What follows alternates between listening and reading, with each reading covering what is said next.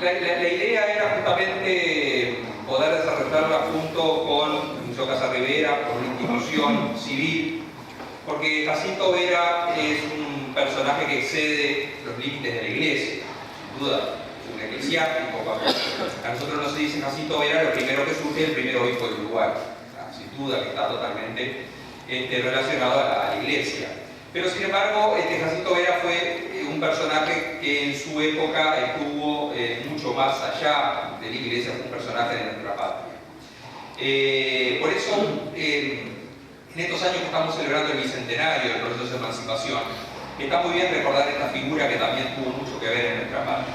Como decía Oscar, nació en 1813, un año muy importante en lo que fue el gobierno artiguista.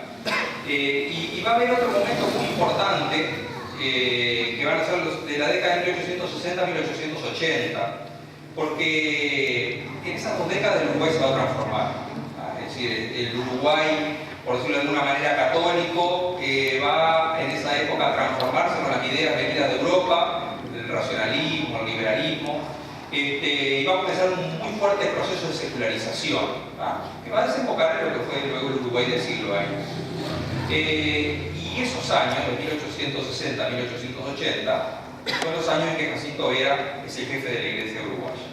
Es decir, va a ser un personaje central en Uruguay porque va a ser, de alguna manera, aquel que va a intentar poner freno a todo lo malo que tenían esas corrientes, es decir, a todo lo que tenían de cristianizadoras, en el sentido de que venían a terminar con una serie de valores que eran con los que se había ido formando nuestra nacionalidad. Es decir, estamos hablando de un personaje que llena todo un siglo, este es un siglo muy importante, como fue el siglo XIX para nuestra patria. ¿Y por qué? Porque, bueno, en primer lugar como hombre de iglesia por todo su testimonio, pero también como personalidad, decíamos, política. Y digo política sin ser política partidaria. Fue una personalidad política porque fue un referente de la época, sin haber tenido un compromiso concreto con ningún partido político, lo cual podía haberlo tenido, porque estamos bajo la vigencia de la Constitución de 1830, que permitía a los eclesiásticos, digamos, ocupar cargos públicos, diputados, senadores, y casi todos los clérigos, no sé si casi todos, pero muchos, ocupaban algún cargo. Sin embargo, Jacinto Vera siempre tuvo una posición muy política, si se quiere, como hombre de referencia del mundo político, pero sin compromiso partidario, lo cual es muy bueno, porque eso que para nosotros hoy es normal, que un sacerdote no tenga una participación política directa, partidaria, no lo era en esa época. Sin embargo, Jacinto Vera tiene esa visión de que el sacerdote tiene que ser de todos, que no tiene por qué tener un partido político.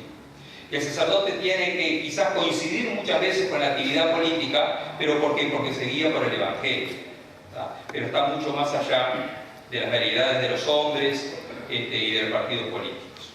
Y hay anécdotas muy interesantes. Siendo cura de Canelones, Oribe, en el año 1855, le pide a Jacinto Vera que interceda para un pacto que habían hecho el partido, que lo había hecho Oribe con Flores, entre el Partido Nacional y el Partido Colorado, y que apoye ese pacto.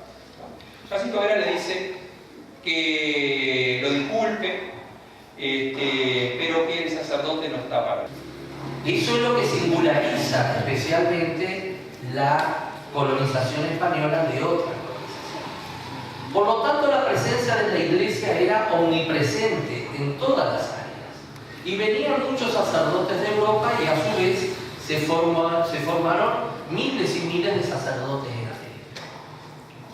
Hay una cristiandad de base muy fuerte.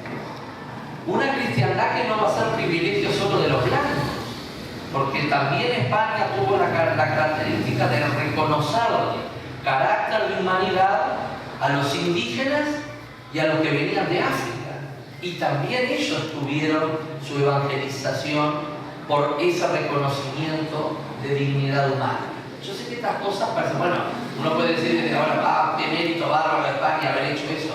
Bueno, Pero al mismo tiempo otras potencias colonizadoras le negaban el carácter de seres humanos a los habitantes de América. Así que para la época era un mérito de España. Pero ¿qué pasa cuando se cae el Imperio Español? Cuando se cae el Imperio Español se corta en buena medida el contacto con Europa.